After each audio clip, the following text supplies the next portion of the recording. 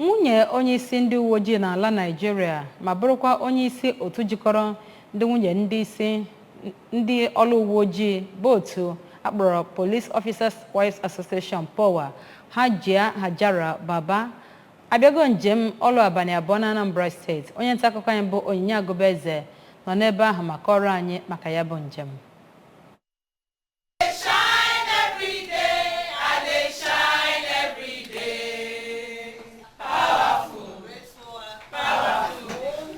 Dịka eduru ya site n'aka ndị ahụ si n'aka POWA, Hajia Baba batara na steeti a n'isi ụlọ ọrụ ndị uwe ojii dị n'Amawbia ebe ọ bịara njem nleta. Ọ bụ onye kọmishọna polis na steeti a Maazị Echeng nabatara ya. Na njem ahụ, onye national president nke POWA gbapere ebe ịmụ ọrụ aka nke dị n'Ukpo. Emepere ebe ahụ dịka ebe a ga-esi nyere ndị nwunye ndị uwe ojii iji wee kwalite ndụ ha.